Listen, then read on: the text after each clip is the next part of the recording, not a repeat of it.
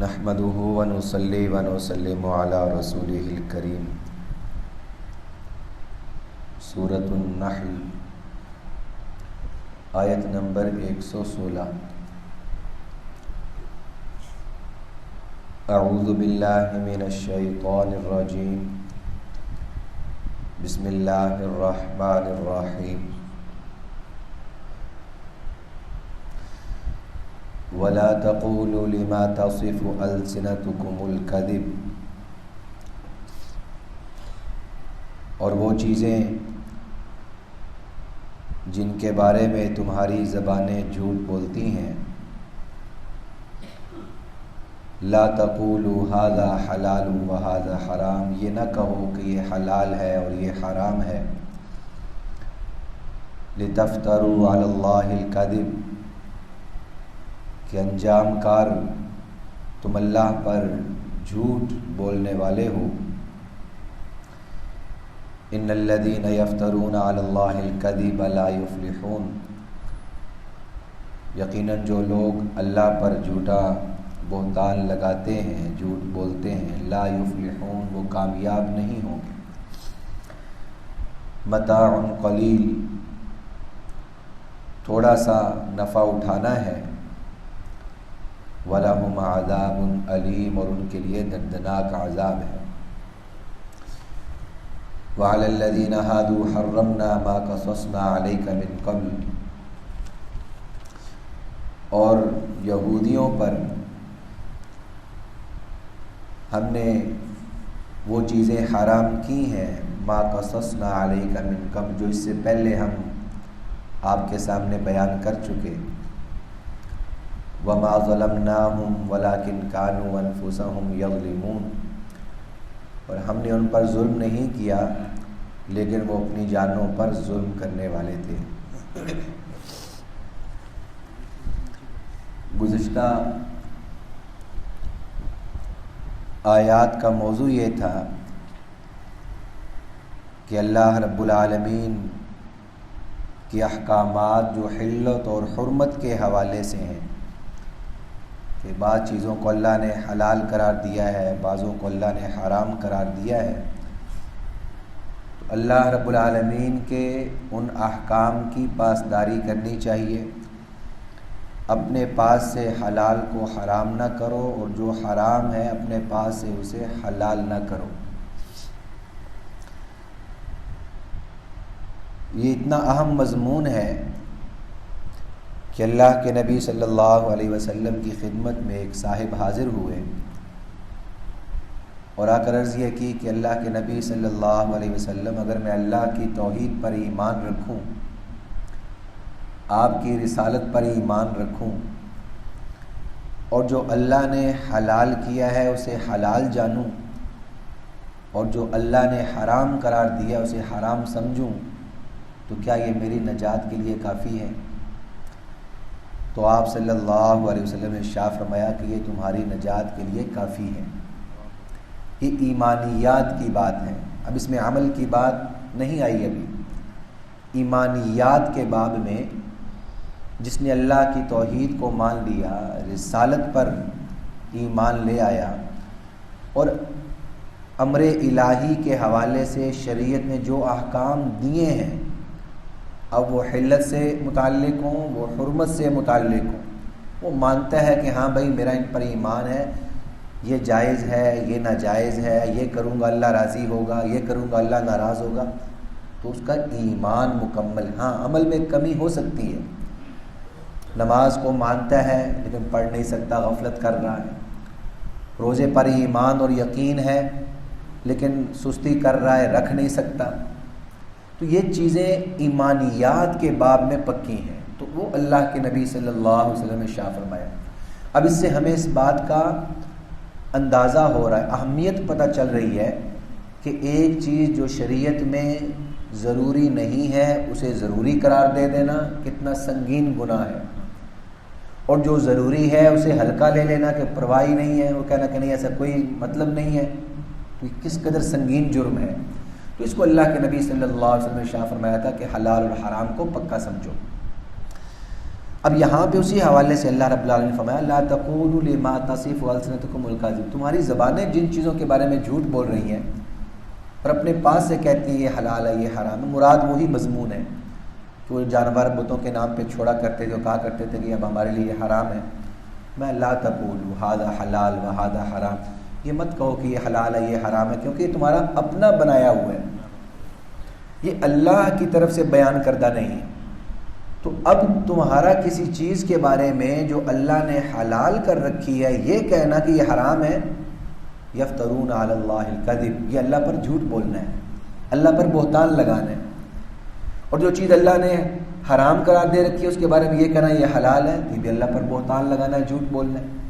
ان الذین یفترون علی اللہ الکذب لا یفلحون، اور جو اللہ پر جھوٹا بہتان لگاتے ہیں، جھوٹ بولتے ہیں، وہ کامیاب نہیں ہے، وہ ناکام ہے۔ ہاں ہمیں یہ نظر آتا ہے کہ نہیں ان کے پاس ٹیکنالوجی زیادہ ہے،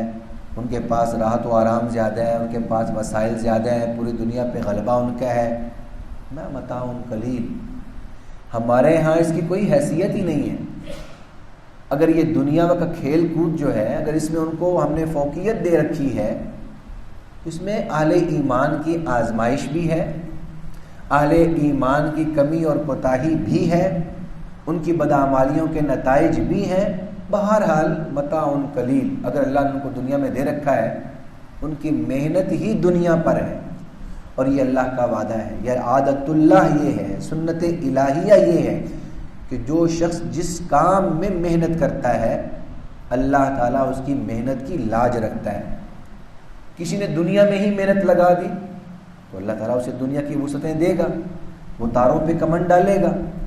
اب اگر ہم ایمان لانے کے بعد، ایمانیات پر یقین رکھنے کے بعد دنیا میں محنت ہی نہ کریں اور یہ کہہ دیں کہ بس ہمارا مسلمان ہونا کافی ہے ٹیکنالوجی میں، تو یہ چیز تو نہیں ہے۔ ایمانیات کے ساتھ ساتھ جب ہم دنیا میں محنت کریں گے، حدود اور قیود میں رہتے ہوئے جب ہم اپنی مغز ماری کریں گے تو اللہ تعالیٰ اہل ایمان کو بھی فوقیت اور برتری دے گا۔ تو یہ ہم اپنی غفلت، کوتاہی اور سستی، بد نظمی کا وبال جو ہے وہ ایمان پر اور اسلام پر ڈالنے کو تلے رہتے ہیں، تیار رہتے ہیں، حالانکہ اس کا کوئی تعلق نہیں۔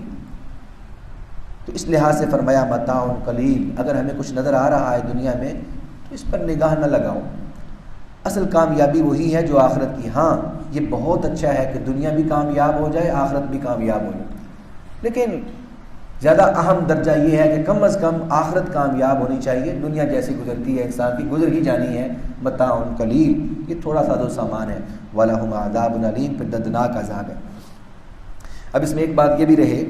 کہ اللہ نے فرمایا کہ تمہاری زبانیں نہ کہیں یہ جھوٹ ہے، یہ حلال ہے یہ حرام ہے۔ اس سے معلوم یہ ہوا کہ یہ اللہ کا ہی صرف بنایا ہوا نظام ہے کہ یہ جھوٹ، یہ حلال یہ حرام، لیکن اللہ تعالیٰ نے رسول اللہ صلی اللہ علیہ وسلم کے بارے میں بھی ارشاد فرمایا یحلل لهم الطیبات ویحرم علیہم الخبائث۔